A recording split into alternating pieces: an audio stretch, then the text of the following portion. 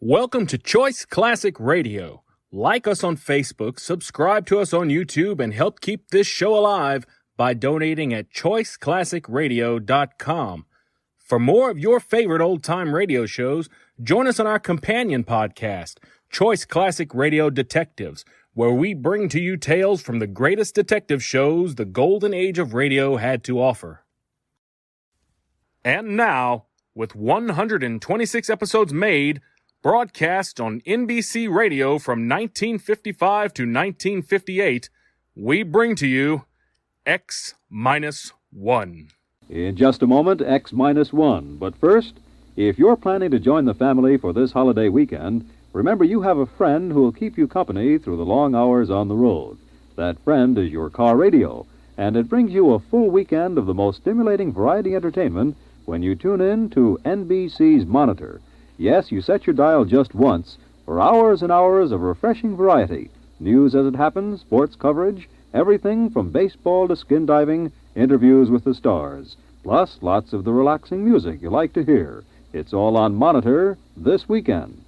And now stay tuned for X-1 on NBC. Countdown for blast off. X-5, 4, 3, 2, X-1, fire.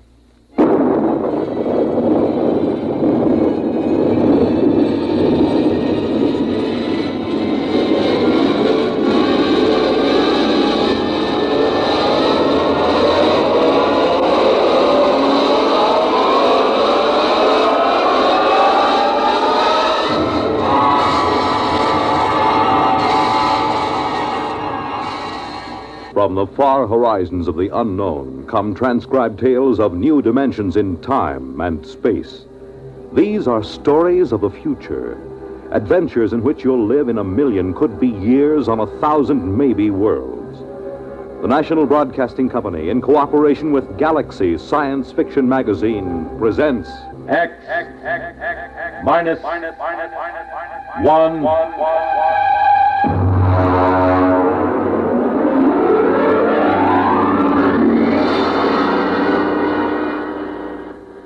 Tonight's story, A Pail of Air, by Fritz Leiber.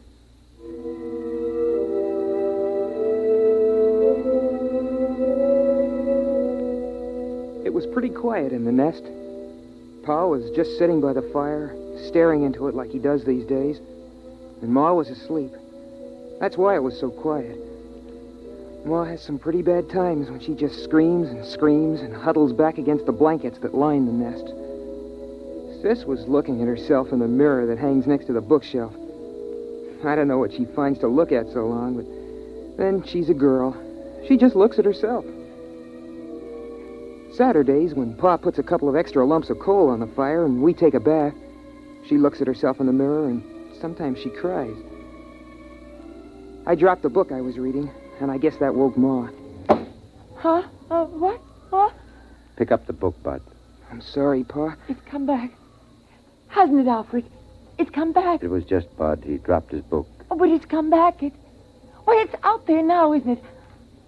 I feel a lot warmer. Now, Ethel. It's up there in the sky. Just the way it always was. I know. I had a dream, Alfred.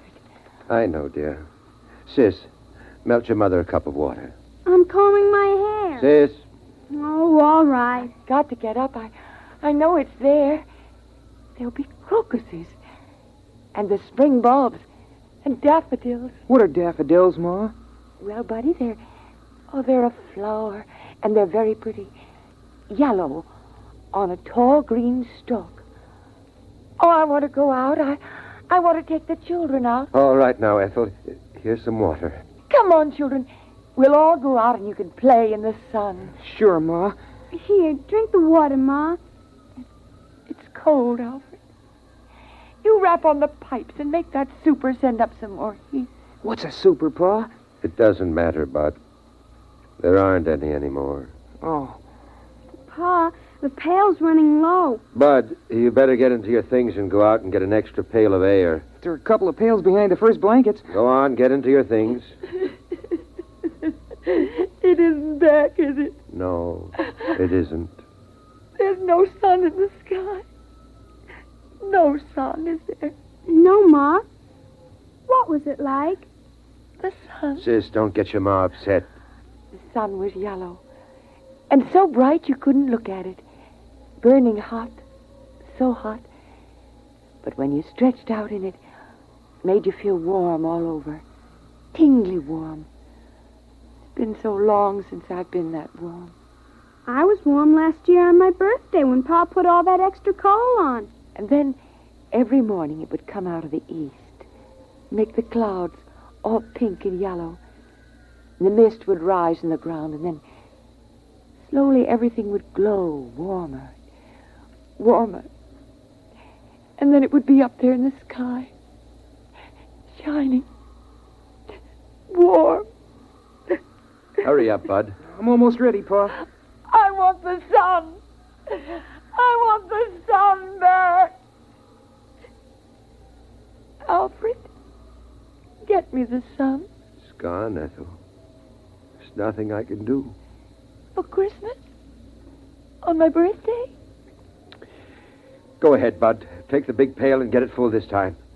There's no sense in taking the trip for only half a bucket of air. I spilled it the last time. It's dark, Alfred, it's dark. Go ahead, Bud. Strap down the helmet, will you, sis? For goodness sake, stand up straight. Okay. All right, I'll be right back. Don't hold the blankets open too long. All right, Ethel. We're all safe. Bud will be right back with another pail of air. It's all right.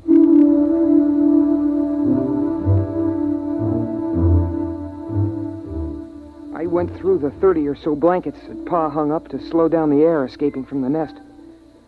Of course, I knew the way. I've been going out for air since I was a kid. Still, I get a funny, crawly feeling every time I go out of the nest. You gotta go up to the 5th floor, which is just above the blanket of frozen air. You see, when the earth got cold, all the water in the air froze first and made a blanket about 10 feet thick or so. And then down on top of that dropped all the crystals of frozen air, making another blanket 60 or 70 feet thick. I came out of the window we use on the 5th floor and started to scoop up the air into my pail. I had it about full. Boy, my fingers are getting pretty cold when I saw something.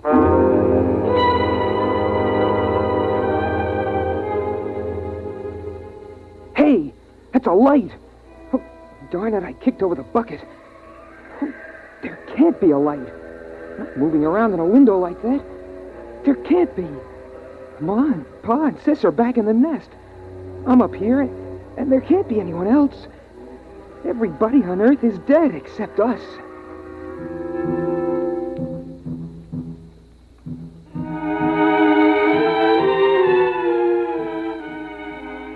I had an idea how Ma must feel sometimes, the way she sees things. But there it was, moving around in the building across the way. I stood there shaking, and I almost froze my feet. I did frost my helmet so solid on the inside I couldn't see anything. So I hurried up and scooped up another bucket of air and headed back for the nest as fast as I could.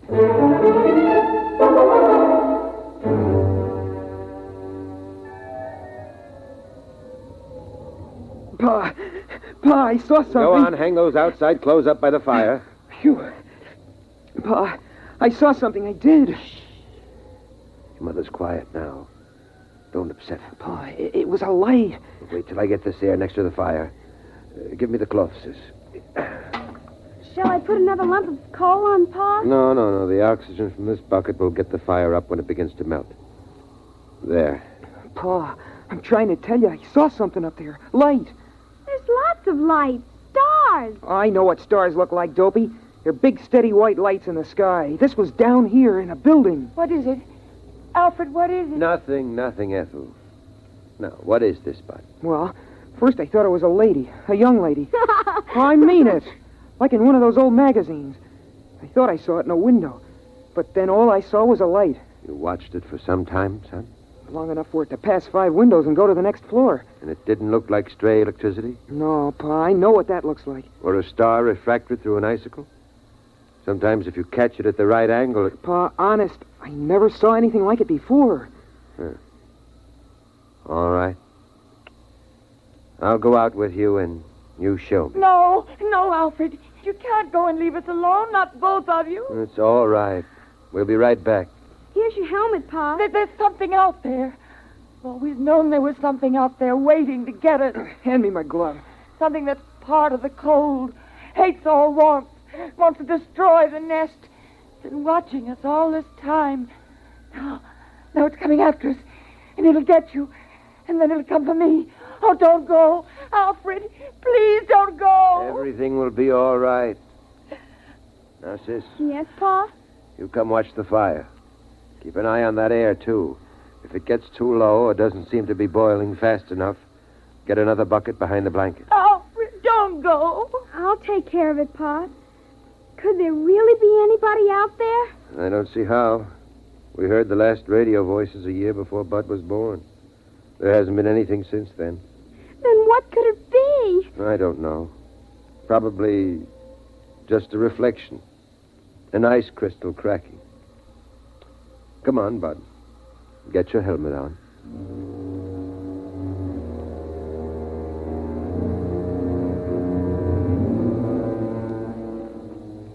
It's funny.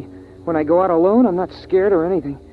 But when I go out with Pa, I always hang on to his belt like I used to when I was a little kid. Habit, I guess. It's the same no matter what trip we take. On the 5th floor, we stopped to rest just before we went out. We were in the room with the frozen people. The lady sitting looking at the door. The man holding his hands over that funny metal thing Pa calls a radiator. It was like a fire, I guess, but I don't see any place for the cold. We put our helmets together so we could talk. Catch your breath, son. Pa, would it be possible, for any of the frozen people to come to life? Like the ones down in the basement around the furnace when we go for water? No, they're dead. They were caught too quickly when it happened. Oh, Pa, how do we know we're the only ones? We don't, but, well, there's a feeling you get. Because it's always night. There used to be some of that feeling every night in the old days. But the sun chased it away every morning. You wouldn't know about that. You weren't born when the dark star pulled us away from the sun. You wouldn't know unless you'd seen the sun. I've seen the sun. It's that big star at the end of the Big Dipper. I've seen it. It isn't the same. Come on. We're wasting time.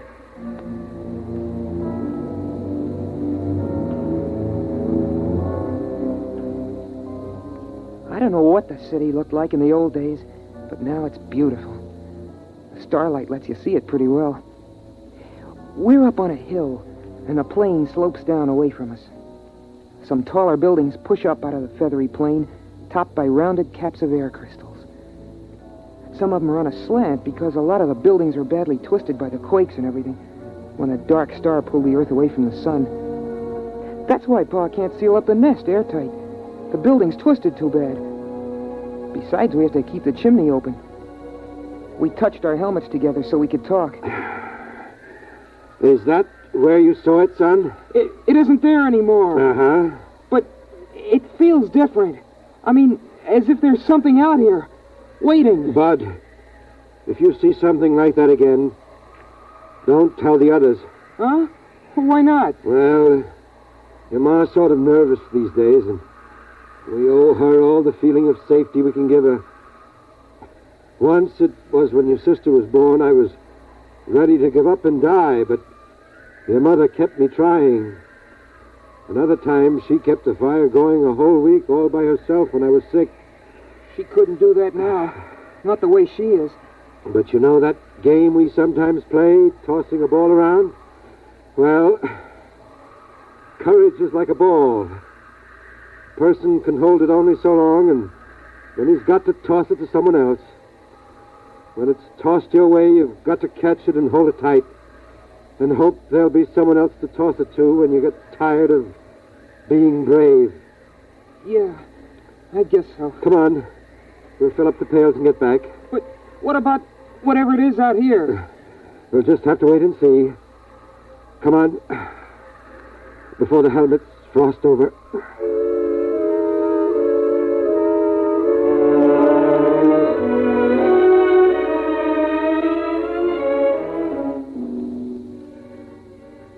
pretty hard to hide your feelings in the nest. I mean, there's just room for the four of us. The blanket overhead just touches when Pa stands up straight. The floor's all covered with thick woolly rugs. Pa says it's inside a much bigger room, but I've never seen the real walls or ceiling. Well, anyway, Pa laughed and kidded about what I'd seen. He said I had an imagination, but we could tell he took it serious. It was Sunday morning by the clocks that Pa kept all wound up on the shelf. So it was time for the story. We all sat around in a circle the way we always do, except I noticed that Pa casually took a hammer from the shelf and put it beside him. I always liked the story. Of course, Sis and I know it by heart by now. I mean, every Sunday since we were kids. But every once in a while, Pa surprises us by telling it a little different, or throwing in some extras. It starts out with a song. Ma used to sing it, but she forgets the words sometimes. And now Pa sings it mostly. Oh, beautiful for spacious skies, for amber waves of grain, thy purple mountain majesties above the fruited plain. Of course, the words don't mean anything. I mean, the skies are spacious enough, but there aren't any waves of grain, and the plain is all covered with a blanket of frozen air. But it's part of the story ceremony, and Pa likes it. He says it reminds him of the old days. After the song, Pa starts the story. In the days of my youth, the sun hung above, golden and warm, and the earth was fruitful and multiplied, and the fields were green, and the day was glorious, and the wind blew across the hilltops, and the air was free and good to breathe.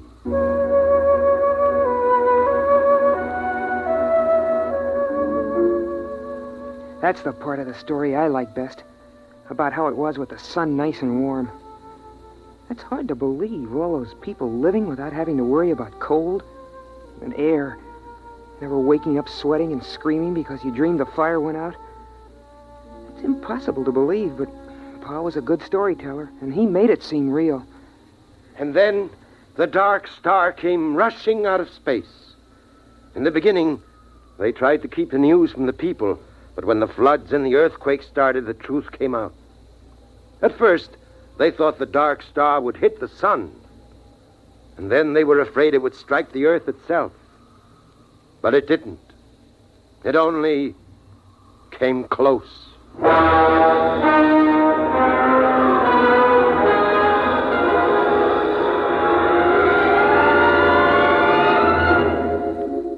Pa tells it like the sun and the dark star fought for the earth like two dogs over a bone. I know what he means because I've seen a picture of a dog in a magazine. And then the dark star won and carried us off. But the sun kept the moon. There were earthquakes and floods. Pa says that mountains fell and oceans slopped over. Oceans, that's a lot of melted water lying around loose. It's hard to imagine. Pa says it was so. Then came the open question time in the story. Sis asked a question about what girls wore for clothes. And I asked Pa how people acted in those days when the earth was twisted and jerked almost apart. Well, Bud, I was too busy to notice much. A friend of mine, Dr. Weisbrot, and Kelly, the geophysicist, and Walters, the astronomer, we knew what was going to happen. And we were working to fix up a place with airtight walls and insulation and big supplies of food and bottled air. But the place got smashed up in the earthquakes, and they were all killed. So I put the nest together at the last minute in the living room of our apartment. It's a 4-room apartment. You must have seen some of the people, like the frozen ones downstairs. At that time, Bud, I only thought of one thing. Your mother and survival. If I had stopped to think, I wouldn't have even tried to make the nest. It would have seemed ridiculous. Blankets and a coal fire against the cold and vacuum of space. But I didn't think. I survived.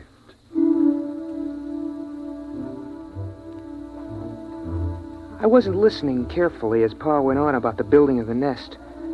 I kept thinking about something else. About that light I'd seen outside. I kept asking myself, what if the frozen people were coming to life? What if they were like the liquid helium that crawls toward heat when it should be frozen solid? What if something were coming from the dark star to get us? Something making the frozen people move, not by themselves. That would fit with what I'd seen. A young lady's face and the moving light. I sat there and shivered, thinking of the frozen people with minds from the dark star creeping, crawling, snuffing their way, following the heat to the nest. And then, over from beyond the blankets, I thought I heard a tiny noise. So I asked myself then, what's the use of going on? Why prolong a doomed existence of hard work and cold and loneliness? The human race is done. The earth is done. Why not give up, I asked myself. And then I did hear the noise, louder this time, a kind of shuffling tread coming closer. And then I got the answer. The Earth's always been a lonely place millions of miles from the next planet. And no matter how long the human race might have lived, the end would have come some night. Those things don't matter.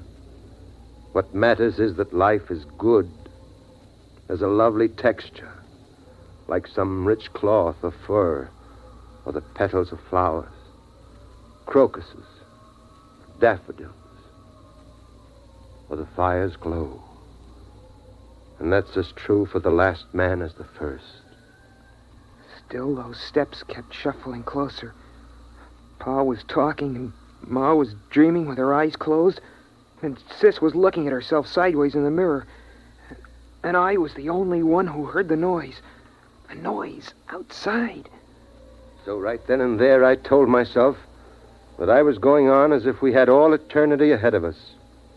I'd have children, and I'd teach them all I could. I'd get them to read books, try to enlarge and seal the nest. I'd try to keep everything beautiful and alive. I'd keep alive my feeling of wonder, even at the cold and the dark, and the distant stars.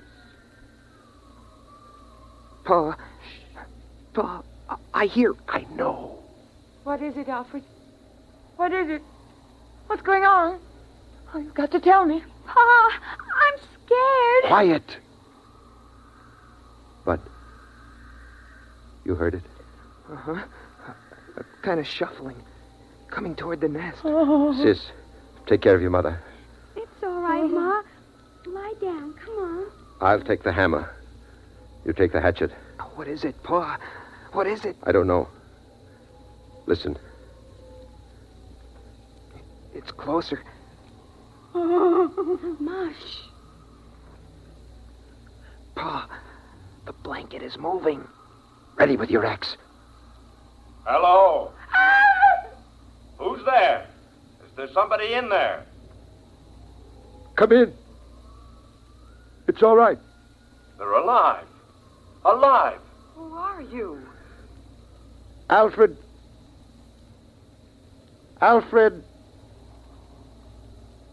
Hutchinson. Dr. Alfred Hutchinson. You can take off your helmets in here. But the air. We have air. We bring it in pails. Come on, Ralph. Let's take off the helmets. It's impossible. Oh, where are you from? We thought we were the only ones. Los Alamos. The nuclear laboratory. Yes, that's right. We get our power from the reactor, using the stockpile of bombs for fuel. Then there are others. There are other men. There are other men. Pa, is it all right? Should I put the axe down? Yes, it's all right. You can put it down.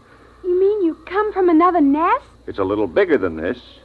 We've got a small airtight city with airlocks. We generate our electricity, food from hydroponics. I can't believe it. I can't. I can't believe this.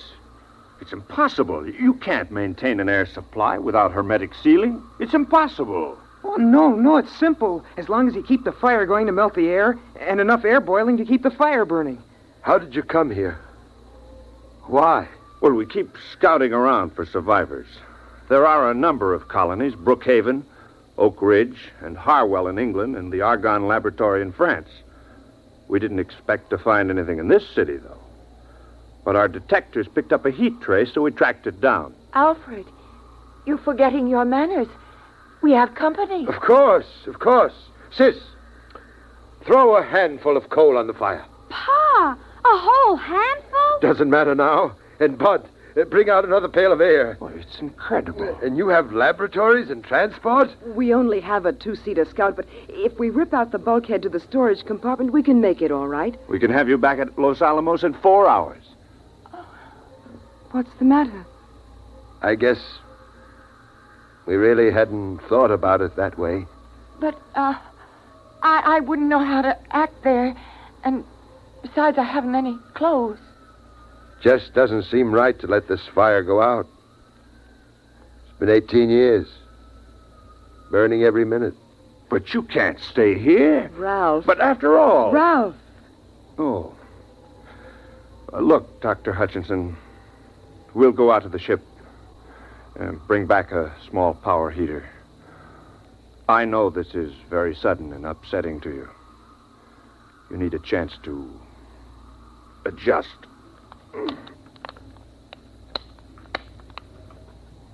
We'll be back in a few minutes. It's incredible. In buckets, air in buckets. Well, They didn't think the nest smelled so good. I could tell. She had a wave in her hair. Did you see that? And lipstick. I suppose we have to decide what to do. Pa, at Los Alamos and those other places, there'll be lots of people, won't there? Yes, I mean, not just your father or a brother. that's right. Boys? I suppose so. But somehow I feel a little empty. Alfred, it's different now that we know others are alive. You don't have to feel the responsibility for keeping the human race going. Pa, I'd like to see those rockets and laboratories. Wouldn't you, Pa? I suppose so. It won't be easy leaving the nest. I mean, it's just right, and there's only 4 of us. It's kind of a scary idea. Big place with a lot of strangers. You'll get over that feeling, son. The trouble with the world was that it kept getting smaller and smaller till it ended with just the nest. Now it'll be good to have a real, huge world again. The way it was in the beginning.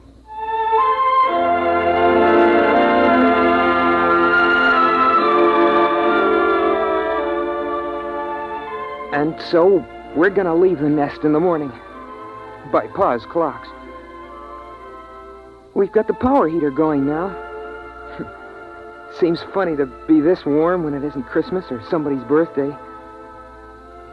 But still, it's hard for me to realize that this is the last time I'll go out of the nest, through all the blankets, to get a pail of air.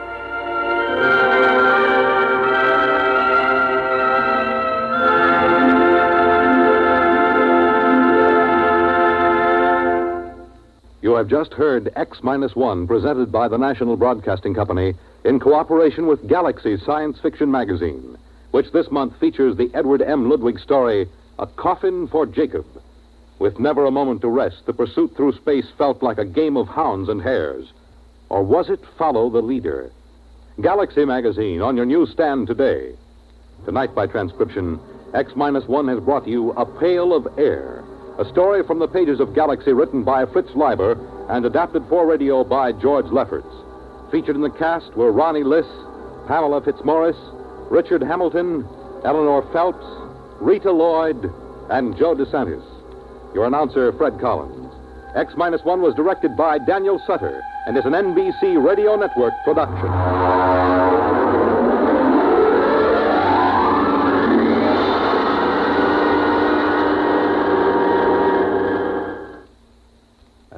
important announcement for the listeners of X-1.